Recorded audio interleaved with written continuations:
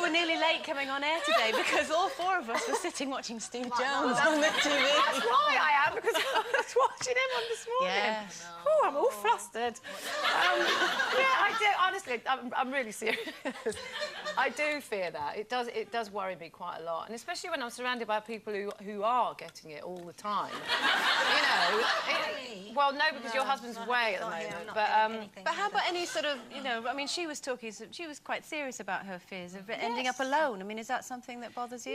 No, not at all. It really doesn't bother me. And even if I did fear that, I certainly wouldn't say, right, I'm going to get myself a child so that I'm not alone, because, you know, that's just putting the responsibility onto somebody else. You know, I don't want children.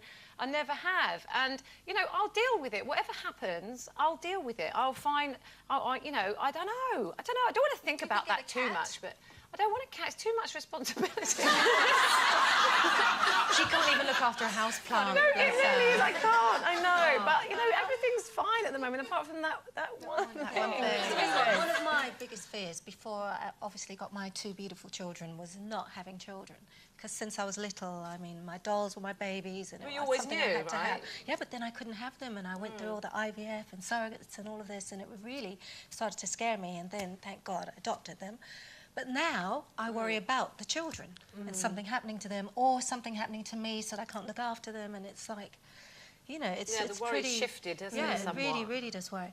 But like you, before I got married and everything, I joined Hillsong Church and got involved in the ministry and everything, and they talked about celibacy, and I didn't quite get the celibacy thing, and I was like, great, Jewish boys, you know, Jesus was Jewish, so I started dating all these Jewish guys, and it was like, oh, that's not celibacy either. Getting the wrong end of the stick. Yeah, I totally got that wrong. But I think probably At least you tried, Sunita. I did. At least you tried. And I tried the Jewish boys as well. Sorry. But my biggest fear now, I think, is losing my mother. My lovely mum. My mum's here, actually. Aww. And that still worries me. Oh, yes. But she's never, ever allowed to die. She ain't going anywhere. No, she's not going anywhere. Don't you look like your mum? I know, like twins. You really do look like your mum. Yeah. I know what you mean, though, that once you do have children in your life, you go from being self-obsessed, if you like, to being them-obsessed. Yeah. And, you know, I've done all sorts of adventurous things and, you know, skydived and bungee jumped and all this sort of stuff. And I even got a racing car licence at one point because I love fast cars and this sort of thing.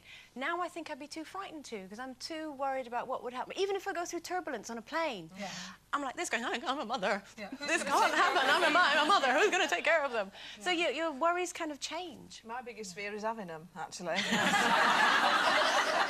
And also, I'm not bothered about dying alone, really, because I would hate it if all my kids were there going, oh, I'm having a ring, well, I'll have a curtains. Yeah, exactly. You know? It'd be like Ebenezer Scrooge, wouldn't it? It'd be like, I'm having that. Is she gone yet?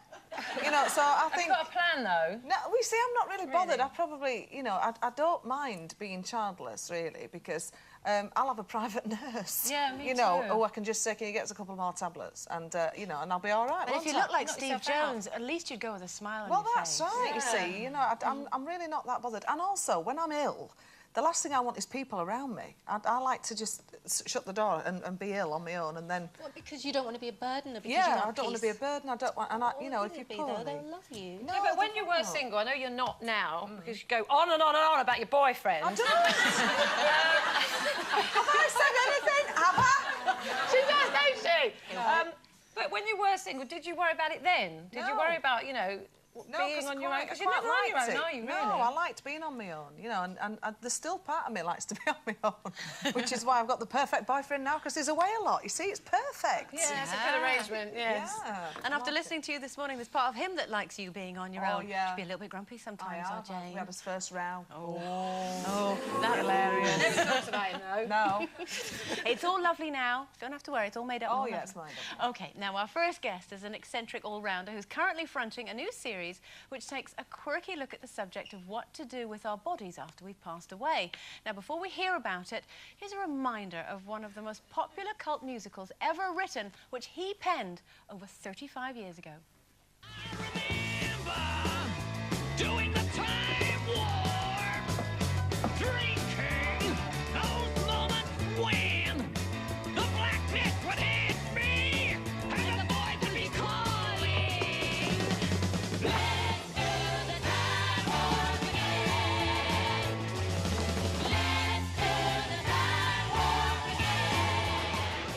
welcome Richard O'Brien.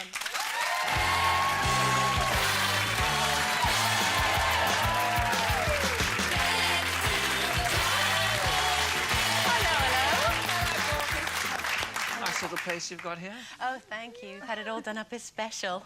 I can't believe that was 35 years ago. No, it's shocking, isn't it? It's frightening. I have to say, I'm very proud that I don't watch musicals, I just don't like them, but I've seen that about 3 or 4 times. Yeah, because I love it. Well, there's a chance that you might get laid after all. Well, I might do, yeah. I should go more, shouldn't I? I should go and dress up a bit more, maybe.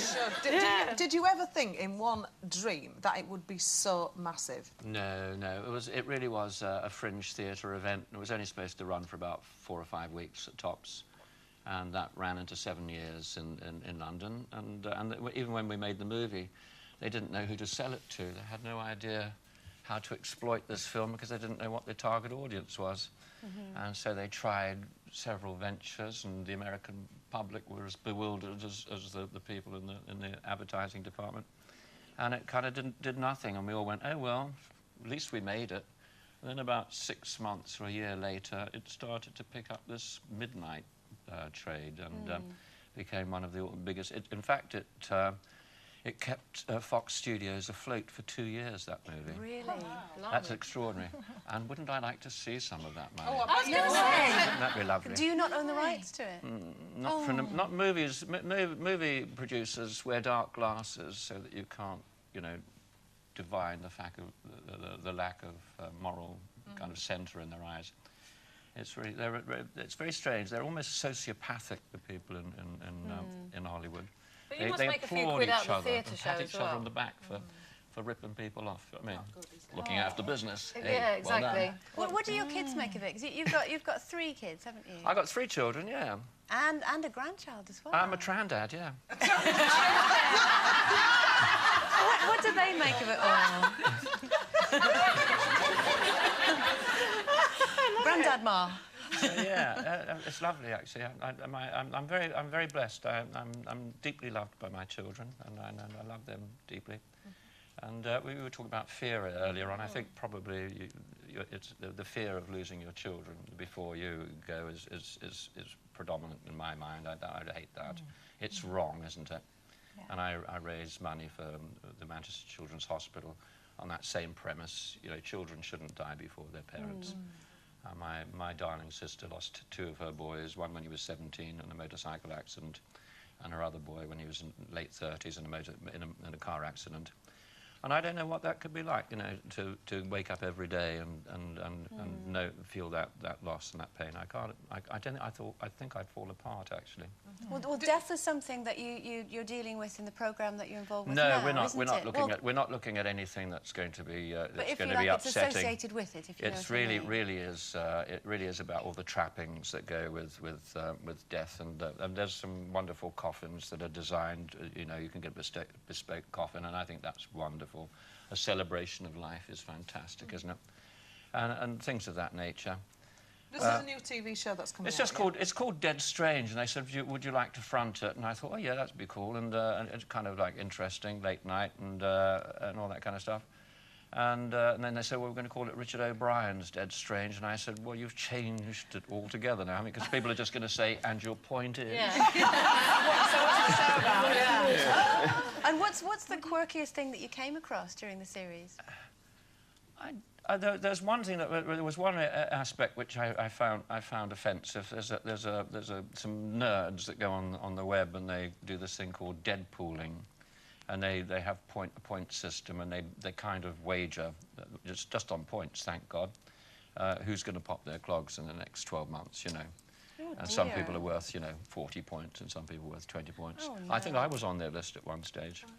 But I survived. How very strange. It's not very nice, is it? No. Well, the one thing that is, I mean, it's a good business to be in, really, isn't it? All the death thing, because everybody's always going to gonna be die at some business, point. yeah. Yeah. Yes. But So, it's I about mean- people making a living out of people dying, isn't it, essentially? Well, yeah, I suppose, yes, funeral parlours and places like that exist on other people's sadnesses. But you also came across some sort of unusual ideas to keep people's memory alive